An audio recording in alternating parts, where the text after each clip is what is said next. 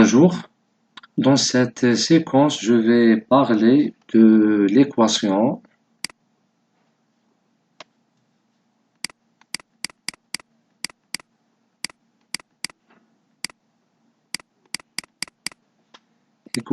de transformation.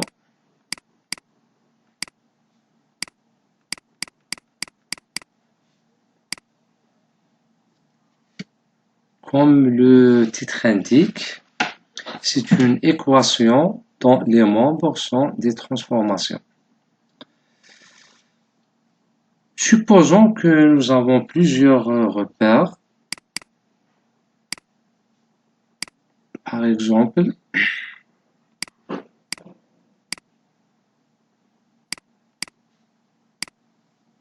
cinq repères disposés de la manière suivante.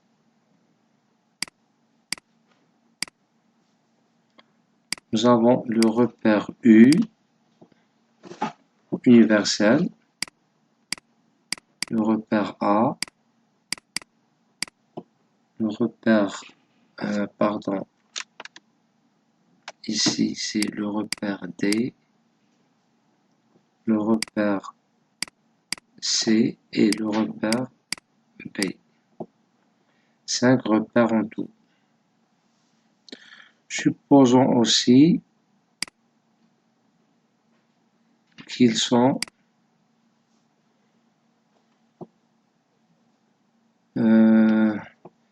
disposés de la manière suivante.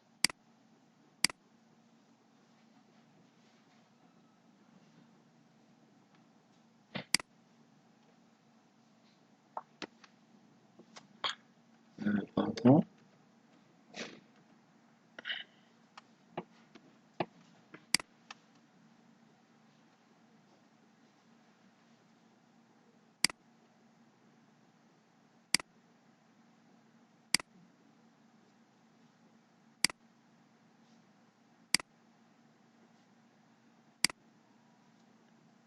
Donc ici c'est translation.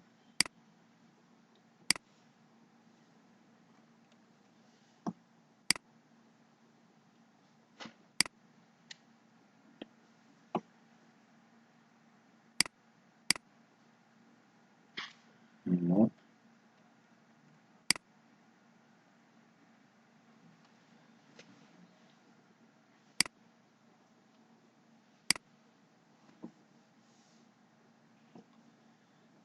Je vais faire tourner un peu.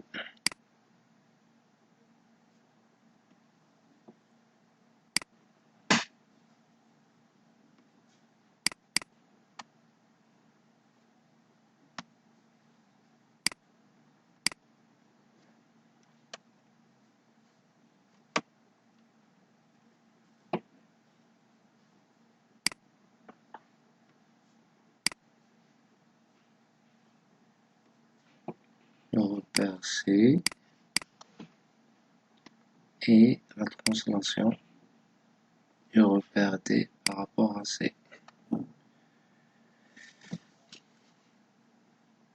Alors, par exemple, si on considère le repère D par rapport à U, donc le passage du repère D vers U est donné par la matrice ou la transformation T, D vers U. Cette matrice peut être donnée par deux produits, comme je vais vous le montrer ici. Donc D dans U peut suivre ce chemin, D par rapport à A fois A par rapport à U, ou D par rapport à C, D par rapport à C fois C par rapport à B fois B par rapport à U. Donc TDU peut être obtenu en suivant deux chemins, soit ce chemin, soit ce chemin. D'accord? Donc, on peut déterminer TDU soit par ce chemin ou celui-là. En suivant le premier chemin, TDU va être, c'est la composition de deux transformations, donc c'est TT. La première transformation, c'est de D vers A fois de A vers U. Donc, et comme vous pouvez le constater, si on simplifie les A ici, donc le reste va être de D vers U. De D vers U. Pour le deuxième chemin, donc TDU va être le produit de trois transformations. La première de D vers C fois C vers D fois, C vers B et la dernière de B vers U. Les deux équations 1 et 2 sont égales, ce qui veut dire que TAU multiplié par DA égale DC, CB et BU. Et c'est cette équation que nous appelons équation de transformation. Équation de transformation. Car vous voyez bien que les membres ou les éléments de cette équation sont des transformations. Je note bien ici que l'équation de transformation est une équation relative à une boucle de repères. Donc, une équation de transformation est relative à une boucle de repères. Pardon. Comme vous le voyez ici, donc, vous avez un bouclage entre un ensemble de repères. Notons que pour cette équation soit résolue, elle doit contenir un seul inconnu. D'accord? Cette équation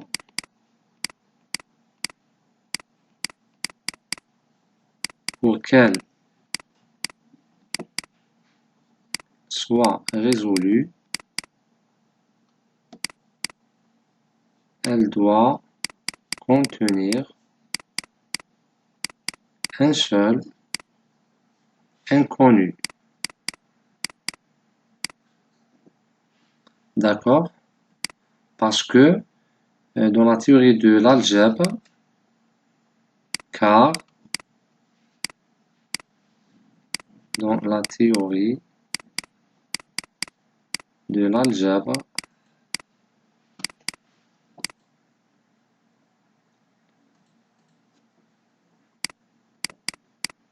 si nous avons n inconnus et n équations,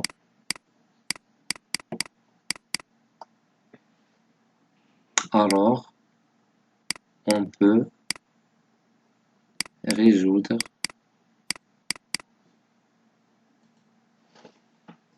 ce système. D'accord?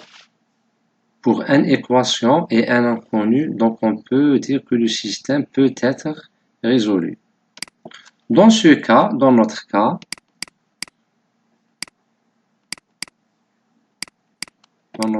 nous avons une seule équation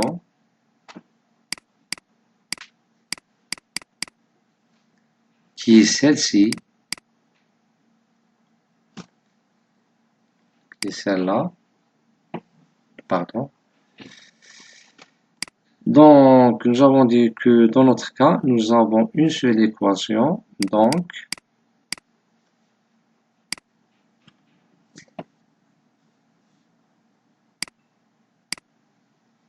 l'équation doit contenir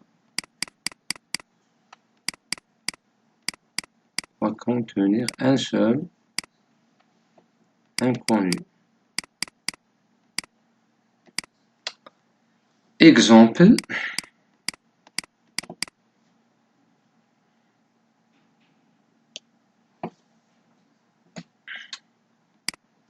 si T de C vers B est notre inconnu, c'est-à-dire la transformation de C vers B est une transformation inconnue. Tout le reste des autres transformations sont connues, donc on peut calculer cette inconnue en utilisant l'équation étoile. D'accord? Donc allons-y, on va essayer de le résoudre. Donc nous avons, je vais mettre l'inconnu en rouge, donc T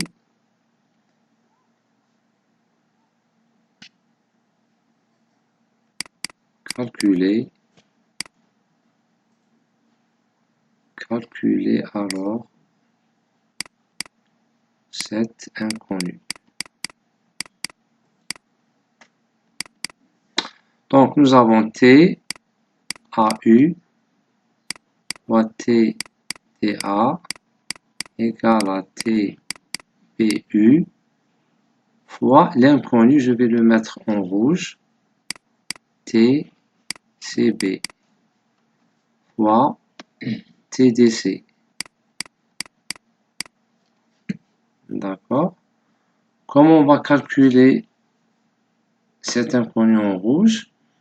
Donc, c'est cette équation est le produit de plusieurs matrices.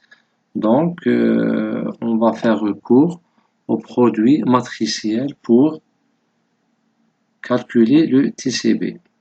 Donc, le premier produit doit être TBU inverse. Pour éliminer cette expression, donc on multiplie les deux côtés par TBU inverse. Donc, TBU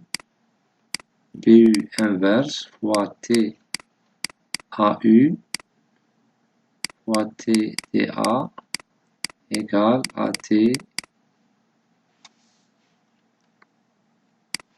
TBU inverse TBU fois l'inconnu TCB fois TDC.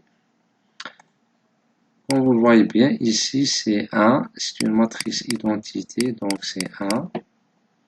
Donc ce résultat va être égal à TCB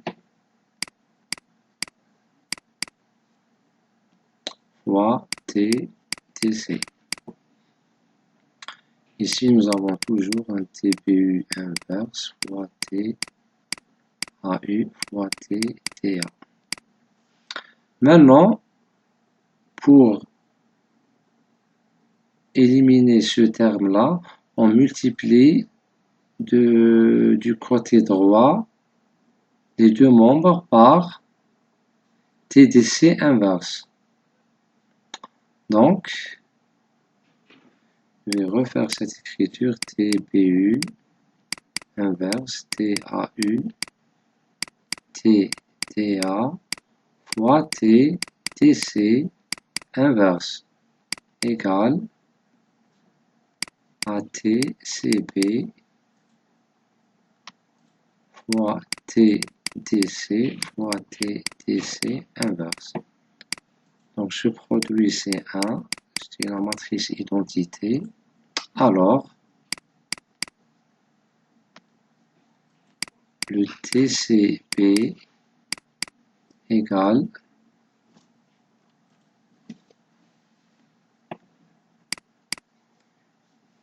ce membre-là. Donc, c'est TPU inverse fois TAU fois TTA fois TTC inverse. Et c'est la solution de cette équation de transformation. Il y a une remarque très importante que je dois vous montrer ici.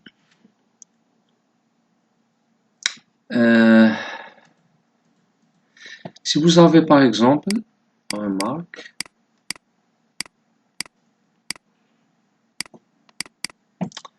si vous avez par exemple un repère A et un autre repère B,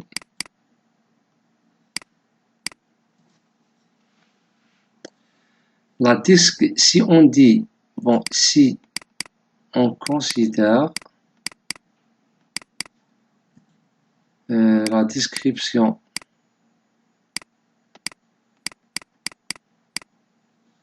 de B dans A,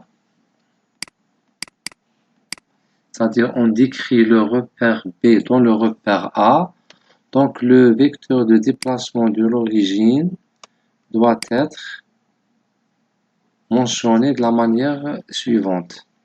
C'est un vecteur qui se dirige de OA vers OB. Donc ici, on parle de la description du repère B dans le repère A. Mais si nous avons autrement, c'est-à-dire si vous avez cette description, repère A et repère B, mais vous avez l'orientation suivante du vecteur de translation. Ici, donc, on parle de description de A dans B. C'est-à-dire, on décrit le repère A dans le repère B. Donc ici, la matrice de transformation, c'est T qui décrit B dans A. D'accord? Ici, on décrit B dans A. Ici, on décrit c'est T. Donc, on décrit A dans B. C'est juste une constatation sur la représentation des transformations suivant la direction du vecteur de translation. Suivant cette terminologie, si on revient à cet exemple, vous constatez bien le sens des flèches comme vous le voyez ici. Donc, suivant ce sens, on parle alors de la représentation de D dans A et de A dans U. On parle aussi de la représentation de D dans C, de C dans B et de B dans U.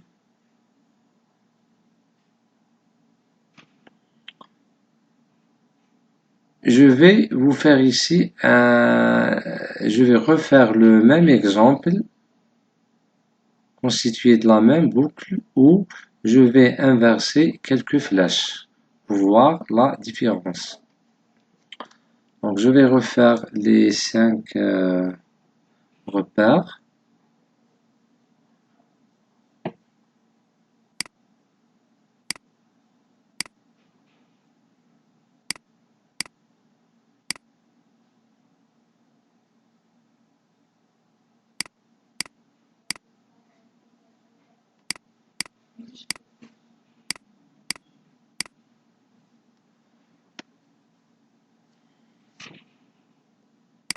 Nous avons ici un vecteur donné de la manière suivante. Ici, un vecteur dans un sens opposé. Ici, on considère cette direction. Pour celui-là, moi, je vais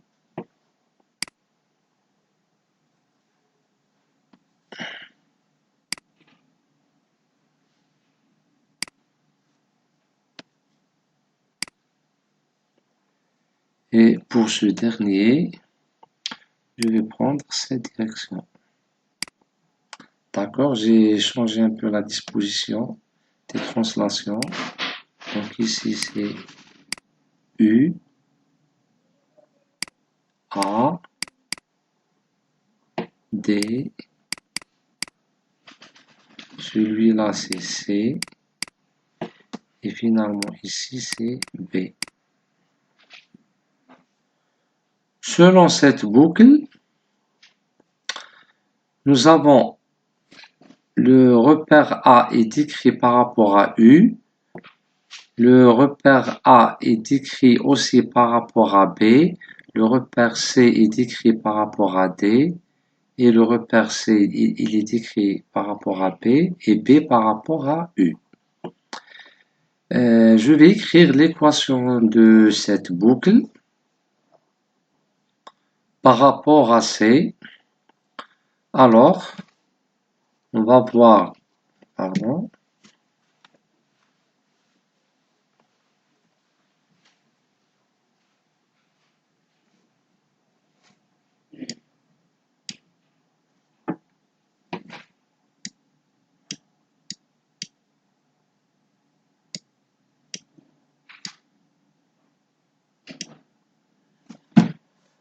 donc par rapport T, C par rapport à U va être donc pour aller de C vers U, nous avons deux chemins, ce chemin et ce chemin. D'accord? Deux chemins. Pour le premier chemin, le passage de C vers U, donc TC, si on prend ce chemin, donc on va exprimer C par rapport à D. Vous voyez bien la direction de la flèche. Donc la flèche est dirigée de D vers C. Donc nous avons trois multiplications. La première multiplication de C vers D. Donc de C vers D. Maintenant, de D vers A, vous voyez bien que la flèche se dirige de D vers A. Donc ici, on exprime le repère A dans le repère D. Mais notre équation est de D vers A. Donc ici, on va multiplier de D vers A, mais en inverse.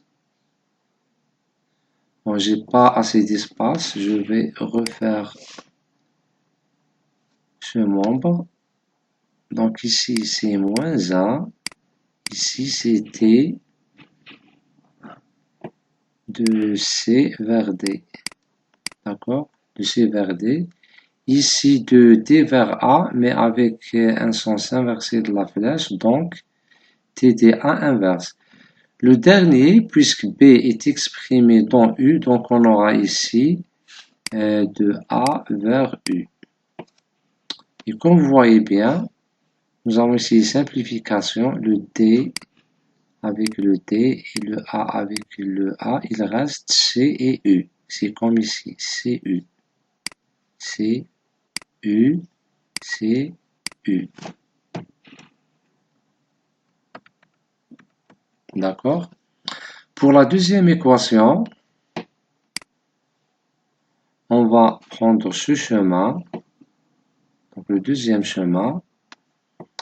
Donc T, C, U va être le produit de deux transformations.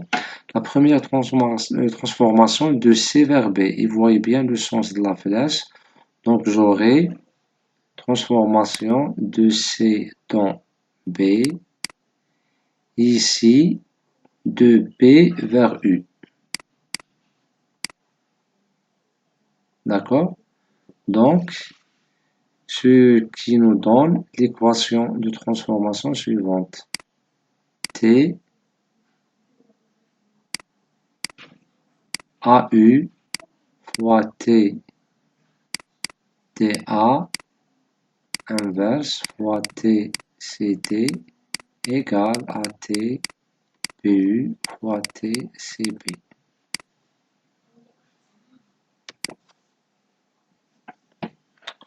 Si par exemple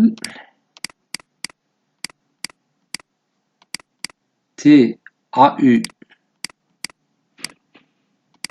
est notre inconnu dans l'équation, alors on va essayer de le trouver. TAU. Donc nous avons TAU fois TA inverse. Je multiplie les deux côtés de l'équation par TCT. TCT inverse. Donc j'aurai ici un 1. Parce que je multiplie par TCT inverse. Donc ici 1. Et ici je vais, pardon. Si je vais avoir un TBU fois TCB fois TCT inverse. Maintenant, il me reste à éliminer le TAD inverse. Donc, je multiplie les deux côtés par TAD. D'accord? Donc, je vais avoir un TAU égale à TBU fois TCB fois TCT inverse fois TAD. Et c'est la solution de mon équation de transformation. Bon, ici, l'inverse, c'est de CD. CT inverse. Exemple. Exemple pratique.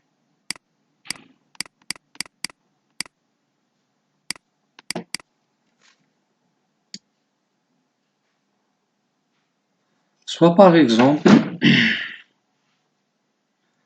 dans une chambre ou une salle, vous avez un robot, un bras manipulateur,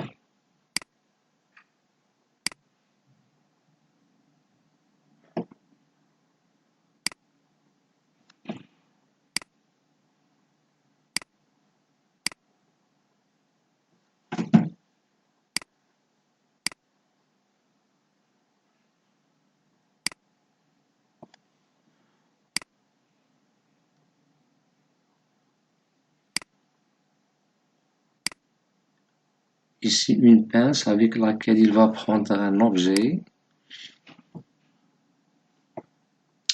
et vous avez une table.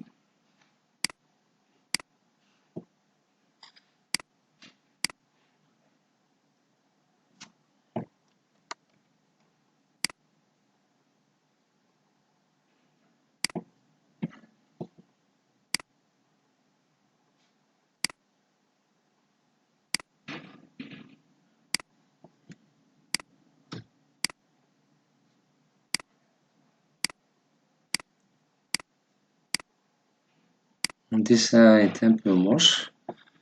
Sur cette table, il y a un boulon ou un objet, une boîte.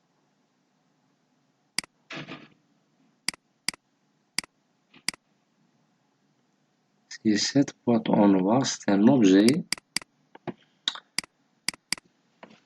qui va être pris par le bras manipulateur. Nous allons associer des repères à ce système. Le premier repère, c'est le repère universel ou le repère fixe.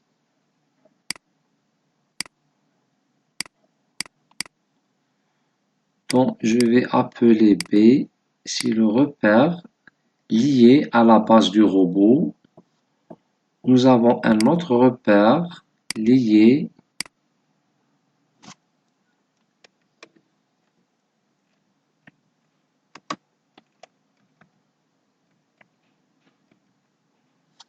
pardon,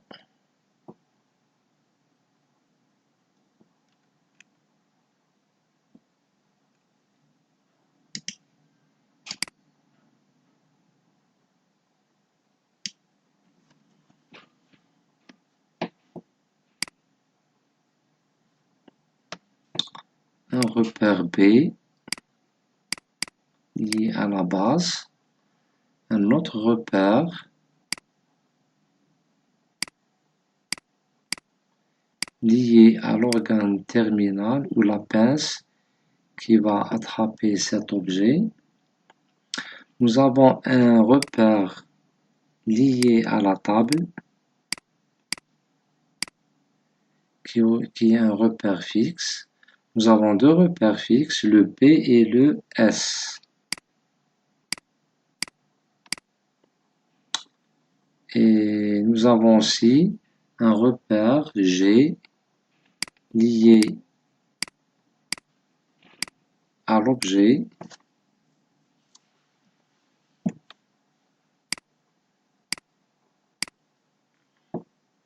Donc en tout, nous avons 4 repères. Celui-là, c'est le repère T. Nous avons 4 repères. Un repère relatif à la base du robot, un repère attribué à l'organe terminal du robot, un repère attribué à la table et un repère relatif à l'objet que nous allons attraper. Cet objet-là doit être pris par le bras manipulateur. Ce système contient 4 repères qui sont bouclés, c'est-à-dire on peut trouver une boucle liant ces 4 repères. Donc nous aurons une équation, une seule équation. Donc ce système présente une boucle entre les 4 repères. Donc nous avons une seule équation, de transformation.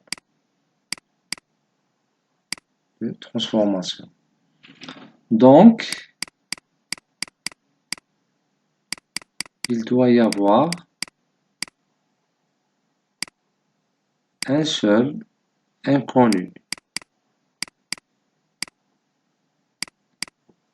Et c'est quoi cet inconnu dans ce type d'application?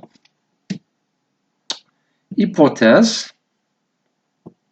Donc, on va supposer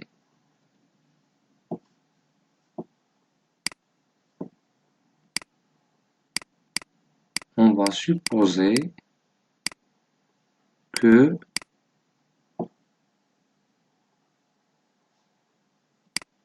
les transformations suivantes sont connues. Donc, quelles sont les transformations connues? Premièrement, on connaît la transformation de T vers B. Donc, T, B,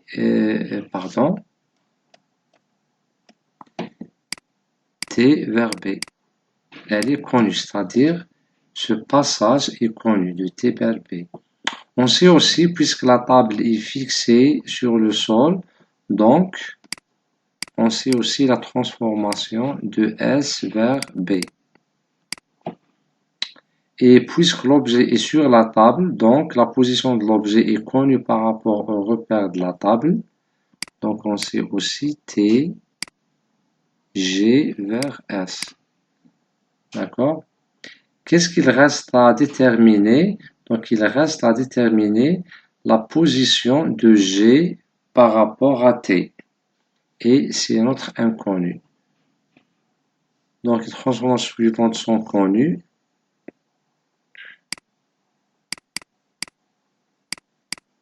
Transformation inconnue et T, G vers T. C'est T, G, T. D'accord?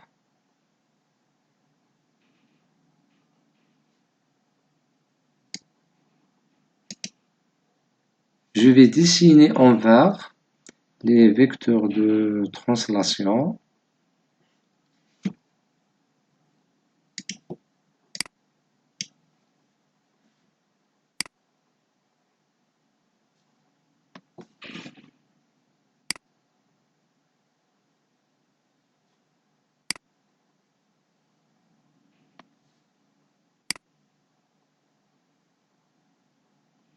Premier vecteur.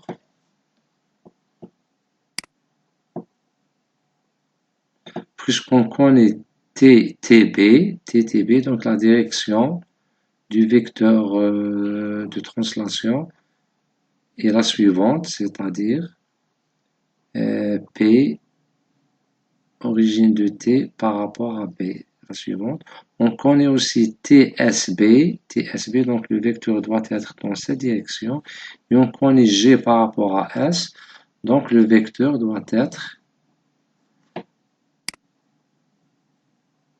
orienté de la manière suivante.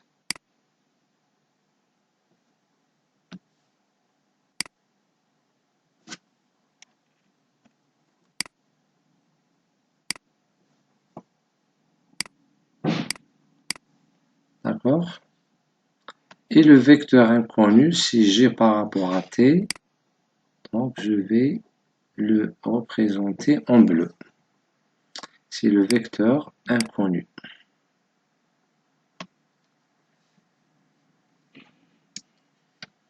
Je vais écrire les équations de ce système. Donc, premièrement, nous avons T, GT par T, TB égale, c'est ce chemin, égale à ce chemin, égale le produit de 3 transformations, TGS fois TS, pardon, c'est juste deux équations, deux membres d'équation.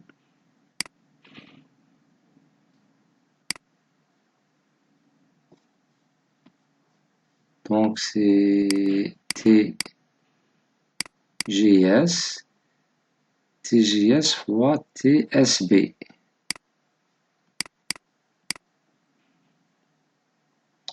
Notre inconnu, c'est TGT, c'est celui-là. C'est notre inconnu.